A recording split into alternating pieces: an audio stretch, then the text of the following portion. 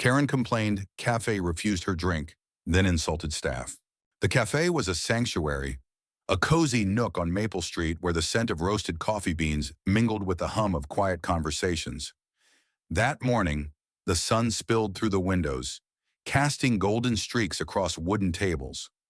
But peace shattered the moment Karen stormed in, her heels clicking like gunfire on the hardwood floor. She didn't wait for a greeting. "I want a triple-shot oat milk latte.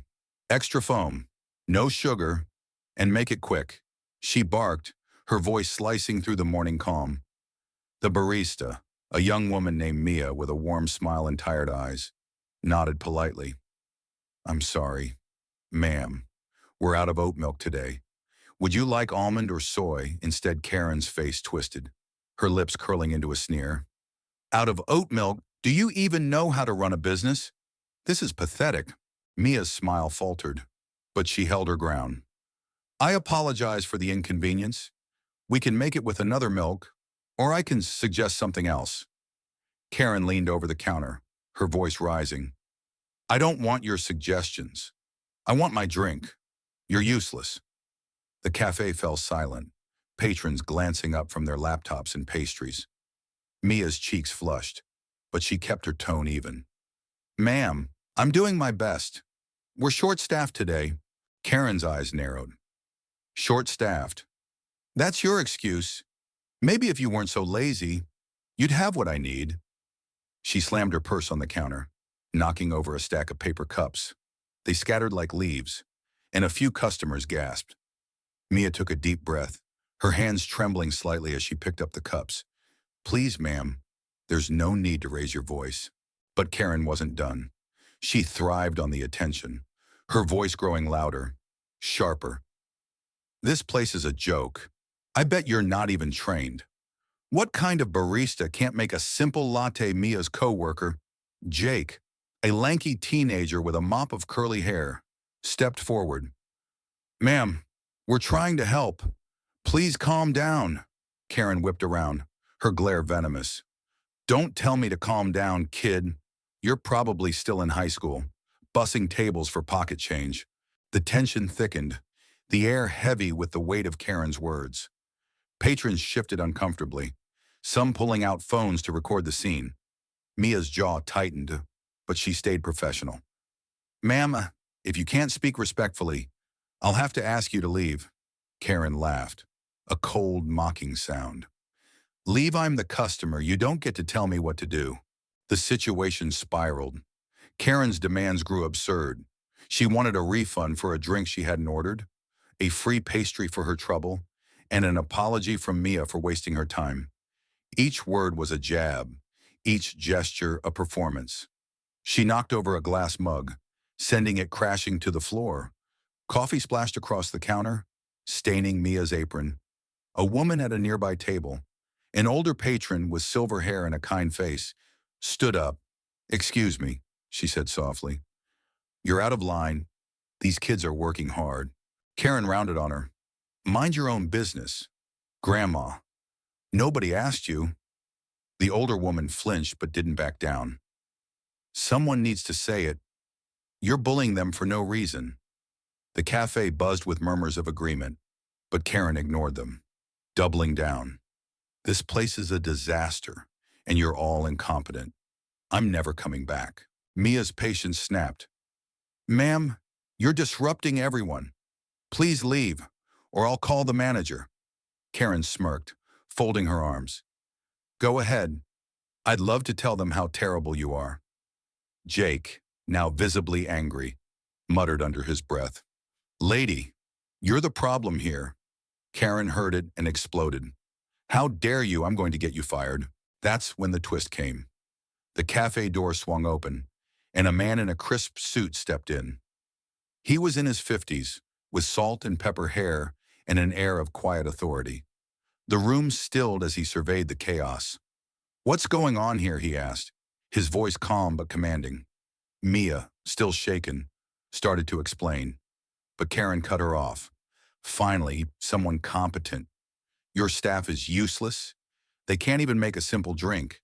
And this girl," she jabbed a finger at Mia, "is rude and incompetent." The man raised an eyebrow.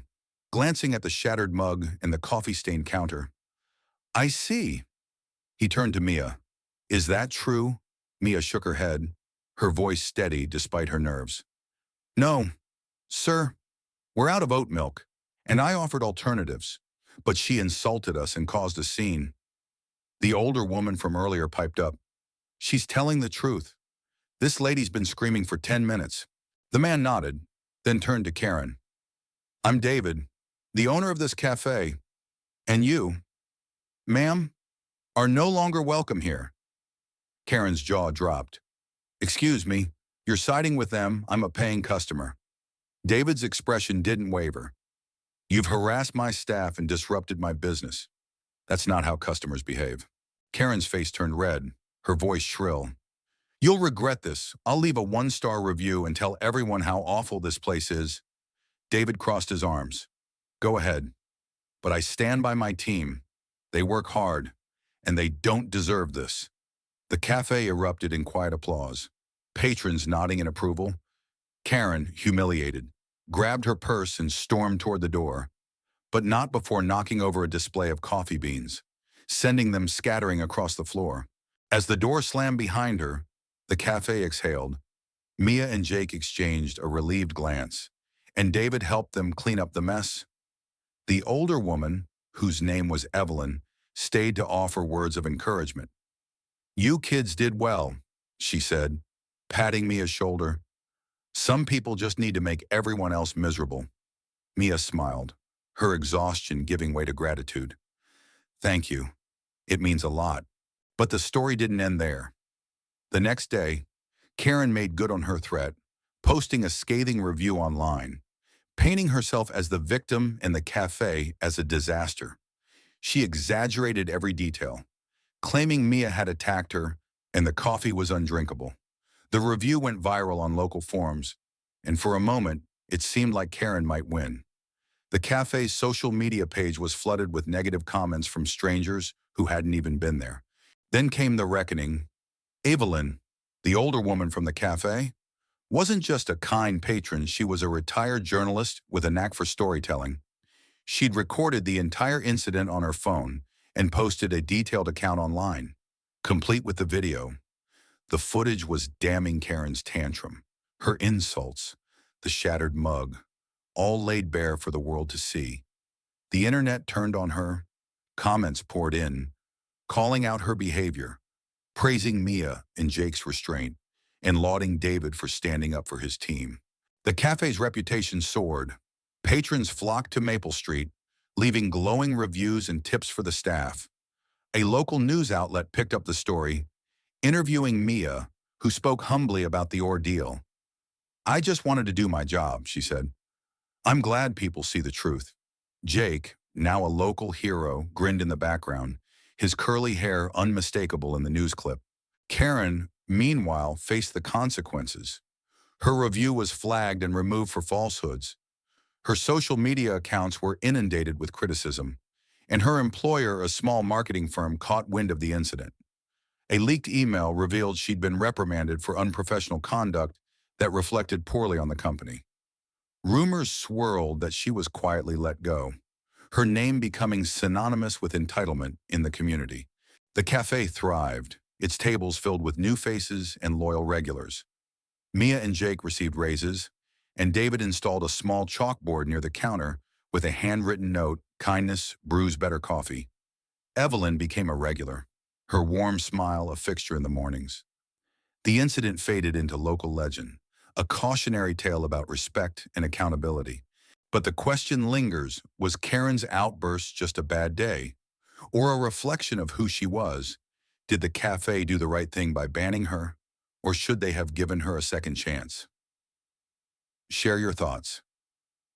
What's the line between standing up for yourself and crossing into cruelty?